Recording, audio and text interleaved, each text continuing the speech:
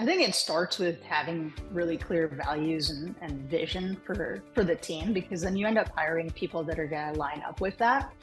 For us, it's things like humility and gratitude and generosity. And I think finding people that don't want to necessarily be told what to do, right? I think it's, even if I'm a good entrepreneur, like if my team doesn't have that in their blood, right, and don't want to work that way, we're not going to drive results, and it's not going to be the type of company that can stay entrepreneurial. I think a lot of it comes down to giving people autonomy, and that's where I think spending a lot of time thinking about hiring. We use things like strength finders as part of our hiring profiles, and really looking at that. And I think it is easy to get a little bit complacent sometimes as you're growing, but it comes down to, for me, like giving people ownership, but also giving them very clear expectations in terms of how you expect them to work.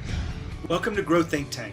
This is the one and only place where you will get insight from the founders and the CEOs of the fastest growing privately held companies. I am the host. My name is Gene Hammett. I help leaders and their teams navigate the defining moments of their growth. Are you ready to grow? Do you know what the entrepreneurial spirit inside your company can do for you? Well, we're going to talk about that today and why maintaining an entrepreneurial spirit is so important as you're growing a company. In short, you want your people to make decisions. You want people to take ownership of projects and really see things through and overcome challenges. And that really is about the entrepreneur spirit. It's about resilience and about drive. And there's so many other elements to it. Our special guest today is Antonella Pisani. She is the founder of Eyeful Media. They've made the Inc. list multiple times, pretty high on the list recently in 2022, let me get the exact number here, 530. The reason why they make the list is because they create strong culture. This culture is centered around the vision and values of the business. And Antonella shares her principles of leadership and why maintaining an entrepreneur spirit is so important, and what that really does for her as she works her way into other areas of growth, whether it be nonprofits or whether it be the things that she wants to do beyond this current business. And making herself obsolete is part of that plan. And so you'll get to hear, kind of how she's done this and why it's so important to maintain that entrepreneur spirit in your culture. My job here is to help you be an extraordinary leader. Now, I also want to help you grow your company, and I want to help you create the kind of leadership that you need throughout your company. We do that a couple of different ways. One is through executive coaching. The coaching that we do centers on the CEOs and the executive teams that need to have that breakthrough and really transform the way they think and serve and lead.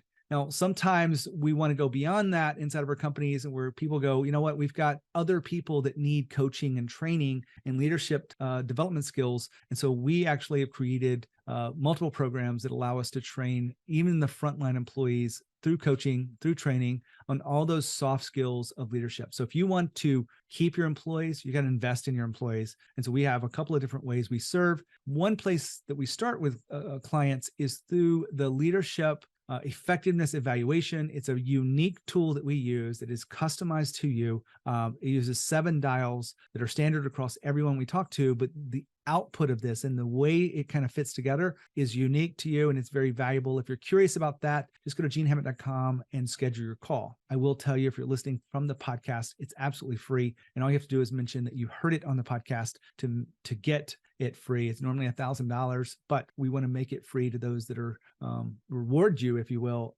for listening to the podcast. So that being said, here is our interview with Antonella. Hey, Antonella, how are you? I'm doing well. How are you?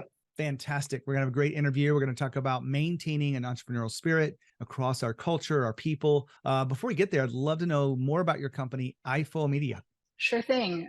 We've been around for about 6.5 years. We focus on digital marketing for mid-market clients, usually ranging from about 10 to 200 million, all sorts of different industries. We're about half B2B, half B2C. And, the thing that I'm probably most proud of is really strong values and culture. And I'm looking forward to chatting about that today. Well, a lot of people don't put much weight into values. So I'm glad you brought that up. But I want to ask you something about the industry you're in. A lot of companies are struggling with marketing, and I'm sure you work with people that are coming to you because other agencies have not been able to get the results, the ROI, or really make an impact. Where do you think your line of services and your strategies really create more, results for your clients? Yeah, I mean, I think one thing that's unique about us and leads to that is I came out of the client side. I'd never worked for an agency before. I could have accidentally started one about 6.5 years ago. And so the types of people that I like to hire have more breadth. We have a nice mix of people that have like former in-house marketing experience. And so they understand some of the levers that go beyond just what's happening in the platform. The other thing is we only hire experienced talent. So we're not training anyone. Like everyone's learning, right? And I look for people who are learners, but we're not hiring folks that have 2 years of experience. And so I think they're able to partner more and really just try to understand like what the client is going through and really think through, are they long in inventory? Like you said, it is kind of challenging times right now. And so I think you have to think about it a little bit more critically, the business as a whole, and not just be worrying about, okay, do I bid up or bid down? And thinking a little bit more holistically is what I would say. Well, I appreciate that insight around marketing. And, there's a lot of people listening in that are struggling with their marketing. And if anyone is listening that wants to talk to Antonella about their business, make sure you reach out. But today we're not going to talk about your services and what you do for marketing and clients. We're going to talk about your people and leadership styles. When we did some pre-research about your company, making the Inc. list was what got us on your radar. But we really wanted to understand how you did that. And you talked about how do you maintain an entrepreneurial spirit. So what does that really mean to you for your culture? Yeah, it's I think it starts with having really clear values and vision for the team, because then you end up hiring people that are going to line up with that.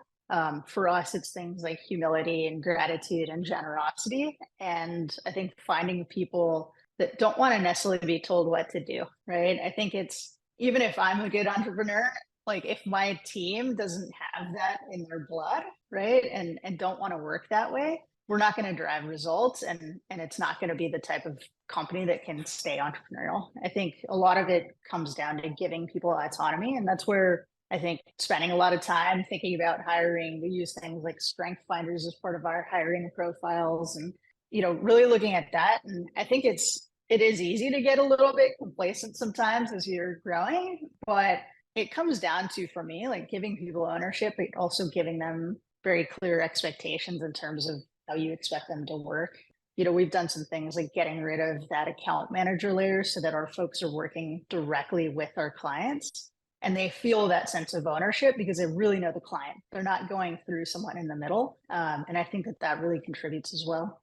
And you've got a small company, 22 employees. I think you said, 5 or so contractors. And I know maybe you pull in other people as you need them. And many people would think, well, vision and values aren't that important when you're small, but you guys have centered on it. I don't know how early. Why is it so important, even with a small company, to have a clear vision and values that align people together? I think right now employees have so many choices of where to go work, right? And people want to feel good about not only like the contribution that they're making and kind of the job they get to do every day, but it's also around like the people that they get to spend their time with. And I think having a lot of clarity around the types of people that you want to bring into a company, I'd say it's almost more important when you're small, because if you have 22 people and you've got one person in there that doesn't really line up, that can have like huge impact. Where if you've got 500 people, one person may or may not change the culture here. And, the way that we work, like 1 or 2 people can really affect things. I would say, we probably set and defined everything, like maybe after a couple of years. I would say like when it pivoted from being just me and then me and contractors, when we started hiring full-time employees, right around then is when we started outlining some of the values that were important to us. And it was just the way that we wanted to work. Like I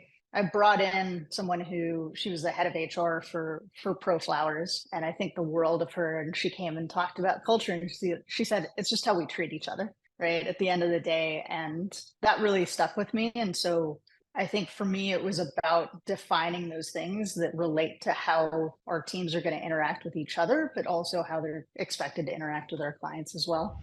Now, Antonella's been talking about values, and it just reminds me of one of my clients shared with me just this week about the power of values in his company. About 6 months ago, we did a project with the executive leadership team, and I facilitated the development and a very clear understanding of who their values were. And I thought this was a very powerful project. And we got through it, and we ended up coming up with 6 values. We put them on some t-shirts. We had, a launch party for this. We had a retreat that we all went to where we discussed these things. And there's many other elements that went into this. But what I really want you to center on this is this week we were talking about really the power of those values, the power of something that happened 6 months ago. He started seeing people make decisions because they knew what the values were. He started hearing people saying, well, we're going to choose to do this because this is what we believe. And he thought that was a really good way for us to see ROI on this whole thing. The other thing was, he started seeing people wear the shirts on Fridays that had the values on the back, and that, the same color shirts, and there's just a sense of unity and community inside the company. And he's like, it's really cool because no one asked them to do it. And I wanted to highlight this for you because it really is important for you to understand that values are not just a thing you do, that you got to live them. So back to the interview with Antonella. That's certainly well said. I really want to take our direction back to this maintaining an entrepreneur spirit. Sure. Did you get this somewhere inside your work history, or is it something you guys created just for Eyeful Media?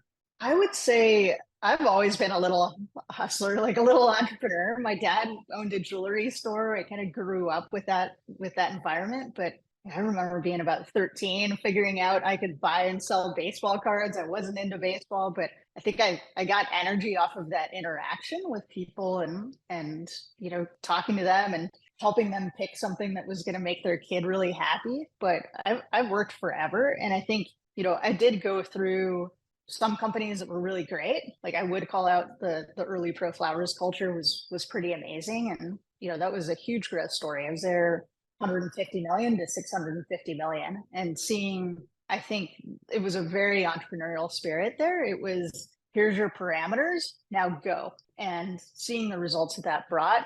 And then conversely, like working for some companies that were a lot more rigid and structured and political and toxic, and seeing what that did. And so I think part of it, I never set out to build a company. Like I always call it accidental, because it really was just me consulting at first. And so then it became, wait, what are the kinds of people that I actually want to hang out with every day, right? And so that starts tying in. And I like people who are driven. I like people who have that entrepreneurial spirit, who, if I'm interviewing an SEO person, I want to know, like, have they built their own websites? Have they gone and chased these things down? Like, what are they passionate about? And I think that, so yes, some from work history, but I think I'm just kind of made this way, I would say. Maybe it was coming from my dad, from the blood. I bet one of the fears that comes through a lot of CEOs that are listening in about, encouraging the entrepreneur spirit, encouraging people to take ownership, is eventually they might say, you know what, I can do this on my own. Is that a concern for you at all? I mean, the people that I tend to hire seem like they could do that now if they wanted to. But I think a lot of people do want some sort of a structure and maybe aren't like huge risk takers. Like I think they have the intellectual capacity to do it, but it's not for everyone. I mean, it's a roller coaster of a ride. I know you've been there, and there's some amazing moments, and there are some really stressful moments, and depending on family situations, depending on what their debt or things like that, it might not be right for them. But I mean, I love training people up, and I look forward to seeing where folks are 15 years from now and what they've gone out and done on their own. I'm sure people have left over the years, but I bet you have a good working relationship. And I'm guessing, I have no idea, but you've probably even come back and hired them for projects after they've left. Is that true? We've had some folks do that. Yeah. Where, maybe the small company isn't for everyone, or they have a certain passion around a type of work that like, we just can't have a full-time role supporting what they want to do. And then, we'll have them pitch in some hours here and there. I think it is about just staying connected. And I think that's one of the cool things with the small company is you really get to know people, even if you're CEO. Antonella, I want to shift the focus here to you. We've been talking about the team and this entrepreneur spirit. How would you describe or shape your leadership style? I think I like to give people a lot of flexibility. For me, I try to treat people as peers. Doesn't matter if they're a VP on the team or if they're a manager on the team. I try to respect people to that point of I just see them as a peer. I think everyone has the opportunity to contribute and they're going to contribute at their level. But that to me is just a sign of respect. Like I've never been someone who has a very directive style. I like collaboration, I think, but hiring people who are really strong. I definitely like to challenge people. Like that's, I don't like, the type of thinking that's just like, well, we've always done it this way. Like that's just not me. I think, I try to hire people who I jokingly say my brain is pinball and multi-ball at all times. And I've got to be around people who are pretty quick thinkers. And if they are built that way, I generally can give them the freedom to kind of run their division or run their part of the business. But I try to make it fun too. We joke around a little bit. There's a little bit of silliness here and there. And like I said, people have, I think, especially in marketing, people have so many choices of where to go work that I think you have to make it engaging. I like finding people that are big learners, right? And giving them projects. Like for us, we don't focus on one specific industry. And for me, that's about continuing to expose people to new topics and new industries and kind of challenge their thinking. So that type of thing is really important to me. I like investing in training. I would say stylistically, like, I know what you do for work, and a lot of companies, it's, VP and above might have access to an executive coach. We've had coaches for different people at different levels, which is really rare, I would say, for a company of our size. And I think another thing that's really important to me is not only developing like hard skills in people, but really thinking about those soft skills. And we have a pretty robust like leadership training, I would say, like curriculum, and it's for everyone, right? We're not just reserving that for the top leaders, like everyone, giving everyone the opportunity to learn things that they may not learn elsewhere. Long answer, but it's always multifaceted, right?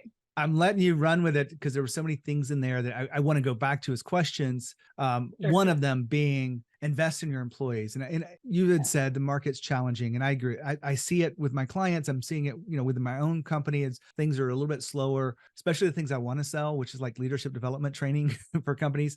But you think investing in all of these employees has paid off? Do you measure that formally, or do you just see it anecdotally, or how do you guys look at the ROI of investing in your employees? Yeah, I mean, I think you can look at retention. You can look at, are these people that you're lining up to be able to promote? Ultimately, for any agency and pretty much any company, it's about client satisfaction. We poll our clients every quarter with an NPS survey, and our last survey came back at 92.3, which is just unheard of. And that's because the people that we've got on the team, right? And so you can take it down to client retention. And, to me, I think one thing that's really important as a leader is I want to continue to create opportunities for people, right? And so we've got to grow. And part of growth is keeping clients happy and keeping the team around. We've been talking about investing in employees. Now, I'm going to be very direct with you. This is not really a commercial, but I wanted to let you know if you are struggling with your team in any way, one person, two person, 6 people, 8 people, you get the idea. You want them to develop leadership skills. We have a tried and proven way to do that through coaching and training, and then a little bit of facilitation mixed in there to create real results and where people are able to demonstrate these things over an 8-week period. Now, we make it 8 weeks because we want to make sure that they're getting these skills. You can't just teach adult learners all at one time. You've got to let it breathe, let them apply it inside what they're doing. And that's what we do over 8 weeks. Now, we can support you after 8 weeks, but that foundational course called Leadership On-Ramp is critical for your employees. So if you're thinking about investing in your employees, I'd love for you to consider Leadership On-Ramp. And if you have any questions, just reach out to us at genehammett.com and schedule your call today. Now back to the interview with Antonella. Now, you also talked about training. Coaching and training are very different. I'm sure you understand the difference. For sure. What are the top 2 or 3 things that you're training employees that you feel like is necessary for you to continue to grow your company? We've done some stuff that's around, we did like the 5 dysfunctions of a team. We've done understanding people. So, you asked me what kind of leader I am, and I said, I'm not a directive leader, like I'm not the traditional leader. And so some of that, we have used strength finders as a jumping off point as well to help people understand what makes others tick. But it's everything. It can be things like client de-escalation, right? We know, and you even said it, like when companies are going through a rough time, like that creates stress in those companies. And we might be working with a client who's a lovely human being, but like things can get heated if they're feeling a lot of pressure. And so, it's everything from communication style. I'm trying to think of what's coming up.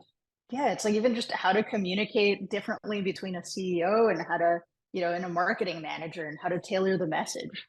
So a lot of it, I would say, does center around communication. We've done some stuff on like active listening. We've done some stuff on attention management. It's pretty robust and pretty diverse, I would say. I love to hear Better that. one-on-ones. Yeah, even how to have better one-on-ones. Like I think a lot of leaders will feel like, or more, I would couch it almost as managers tend to think, that all of the responsibility is on the person who's showing up to the one-on-one. And to me, it's like, no, it's both sides. Like you need to think about what you want to be pushing them on, and it needs to be bi-directional. So it's, yeah, it's actually been a lot of fun. I mean, I think it's cool to develop people in this way, and things that are going to hopefully stick with them for a long time. Antonella, we're wrapping up today, and maybe there's one or two questions left, but I want to give you a chance to address anything we haven't touched on as it relates to maintaining an entrepreneur spirit across your company. Yeah, I think it's, I think as you evolve as a CEO, one thing I've struggled with a little bit is the evolution of your role, right? When you first start out, that entrepreneurial piece might be, hey, cool, I get to just be back in marketing. I'm not leading people. That was my mentality when I first started. It was cool. I'm going back into consulting because I miss the work. And as you grow, your role has to change, right? Like I'm not the marketer anymore at the company. My team, that's the marketers. And so I think that that's a big transition for folks. And so I think that finding that, the aspects of work, or figuring out, do you need projects on the side a little bit that keep you fired up is really important, because your team's going to feel that, right? If you're not super excited about what's going on in the business, they're going to feel that and clue off of it. And so figuring out what you can lean into that's going to get you excited and keep you feeling that entrepreneurial spirit, I think that's been a really important kind of thing for me to navigate. A lot of CEOs fail to see that their role evolves. They get stuck in the way it has been, and they get stuck into, going to so many meetings. Why do you think they get stuck? I think in some cases it's maybe what they've seen or what they've learned.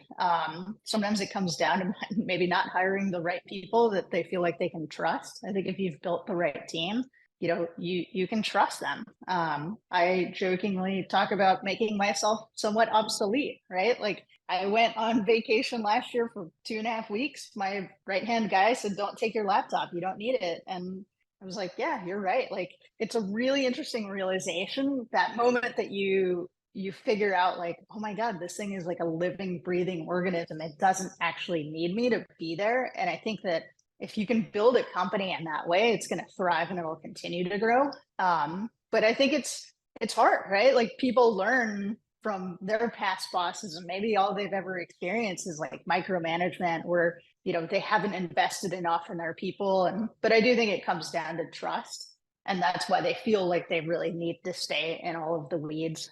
And so now we've had a great conversation about maintaining an entrepreneur spirit. I appreciate you being here, sharing your wisdom about, the importance of vision and values and investing in your employees, and, giving us that list of skills that you're developing for even your small team. I really feel like a lot of CEOs struggle, even when they get bigger, like 50 and 100, to make those investments that you're making. And I feel like, this is one reason why your company's growing so fast.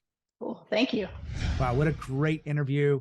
We talked about a lot of the things I love to talk about. This entrepreneur spirit is very important, I think, because you want people to make decisions. You want people to overcome challenges. You want people to really treat others with respect, and you want them to treat your customers in the way that they would treat their own customers. And it really is important for you to understand the value of this entrepreneur spirit and lead people to create that sense of ownership, or that feeling of ownership that is such a powerful force force inside of a growing business.